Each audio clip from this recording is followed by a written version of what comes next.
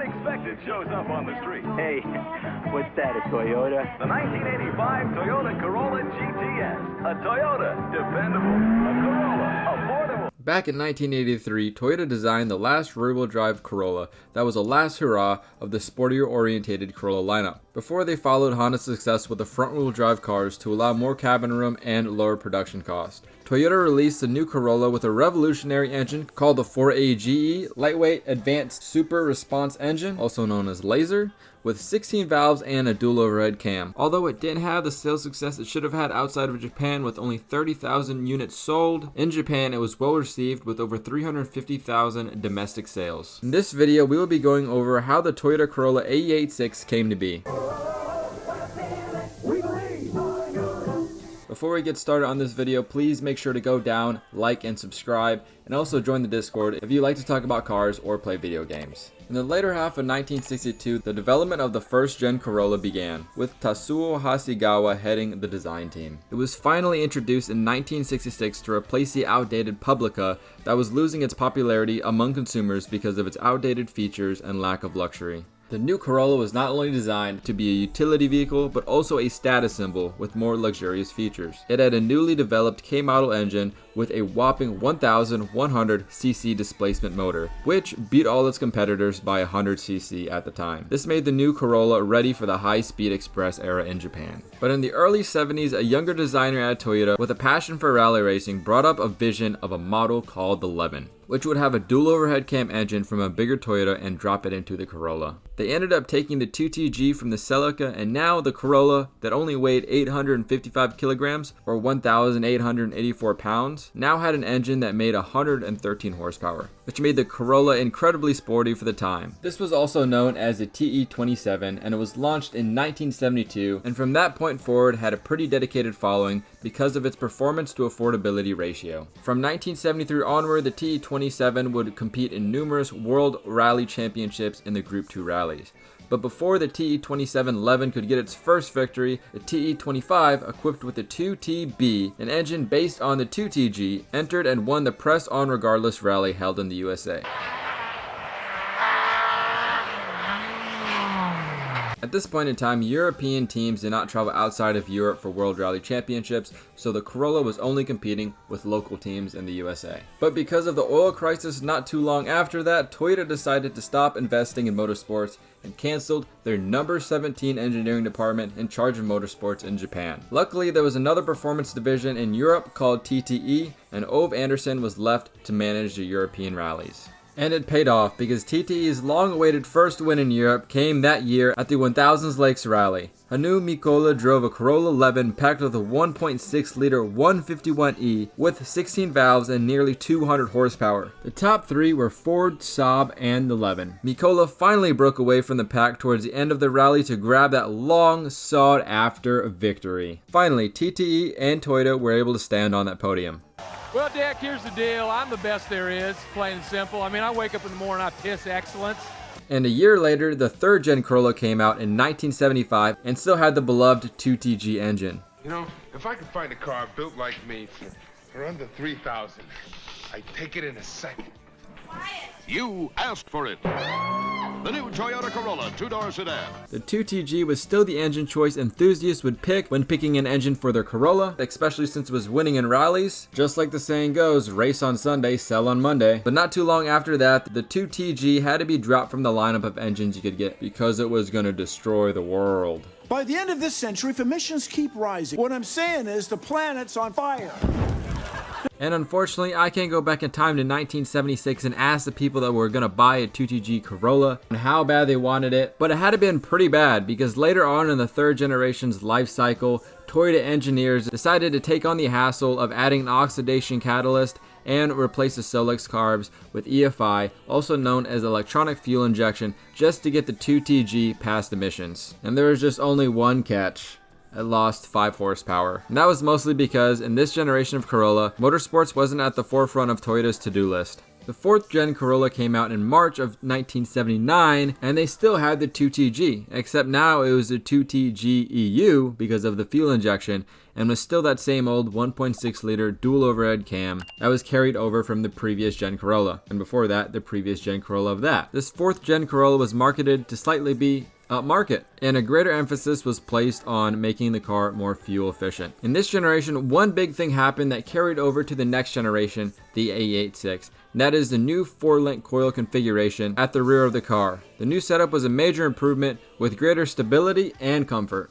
I'm probably going to butcher this, but Agatsuma, the person in charge of making the 5th gen Corolla, realized that he could implement a front-wheel drive layout and the new Corolla design that tended to be cheaper to produce, lighter in weight, and left more space in the cabin for the families. But not everybody was happy with this decision, and many at Toyota were worried that if the Corolla changed to front-wheel drive, they would lose their loyal fan base and they would have a reduce in sales. So on May 12th of 1983, to have the best of both worlds, the AE86 was launched alongside its sister front-wheel drive model known as the AE82. Even though there was multiple benefits of having a front-wheel drive setup over a rear-wheel drive setup, they couldn't justify the cost of converting the whole Corolla plant from rear-wheel drive to front-wheel drive, so instead they just made both. And this last generation of the rear-wheel drive Corollas would be the last hurrah. Toyota decided to make the front-wheel drive models more comfort-orientated, while the rear-wheel drive cars were more focused on performance and their overall driving experience. When they were first sketching up this car, the AE86 was drawn as a Trano first, with the 11 sketch being made later in the design process. There was 2 different body styles you could get the AE86 in, either a 2-door coupe or a 3-door liftback, and there was 2 different front ends you could get for this car too. There was a Trano with the pop-up headlights, or there was 11 with the fixed headlights. It's crazy to think, one Corolla had 2 different front ends. I don't think we'll ever see that again. And depending where you are in the world, you could get either one or the other, or both if you're in Japan. There was many different trims around the world for this car, and came as either a Corolla Sprinter in Australia, the Corolla GT in Europe, or the GT Coupe in the UK. And in America, we had the Trano style SR5 and the GTS. In Japan, GT meant that you would be getting the 2-door model, while the GTV, the more luxurious line, if it had a V in it, would be the 3-door model. The GT would purely be for sportiness, so there would be little to no luxuries in this car, saving weight to increase the sportiness. If you wanted something better than the GTV, you could go ahead and get the GT Apex that came with everything the GTV did, but more. And there was numerous trims for the AE85. But because it's not performance orientated, I'm not going to go into depth in this video, but there is one trim on the AE85 that I feel like is worth mentioning because it's kind of cool. The trim is called Lisi, and it was a trim that was marketed only towards girls. It came with softer seats and a softer steering wheel, power steering, and AC all standard, which were not standard in the more sportier models. And if you're not sure what the AE85 is, it's pretty much a lower version of the AE86. It has a 1.5 liter instead of a 1.6, and this is a car that you would get if you like the styling of the AE86 but did not want the performance. And what made the AE86 so special is they finally decided to upgrade from the 2TG and made the new 4AGE motor, which Toyota was very proud of. The 4AGE head was designed by Yamaha, and a couple other engines Yamaha has worked on for Toyota is the 2JZ and the 2ZZ.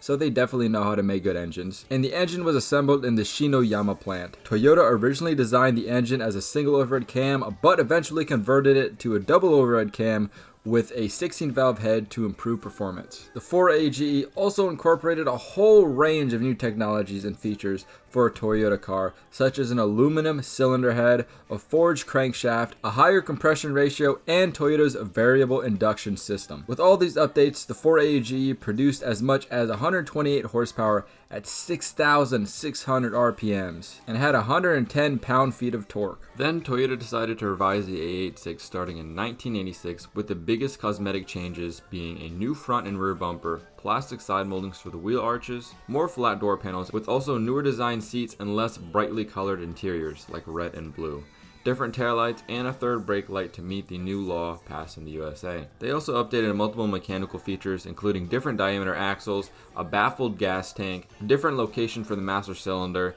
and a possibility to get the stronger 7-rib block in the later half of 1986. And in 1987, it was fully implemented and came standard in all AE86s. When they released the Koki version of the AE86, the 11 version was more popular, and they had to do something about it to boost the popularity of the Trano. So what they did was they made 400 special edition black limited models that had a couple differences versus the regular run-of-the-mill AE86. First of all, it had a black and gold paint.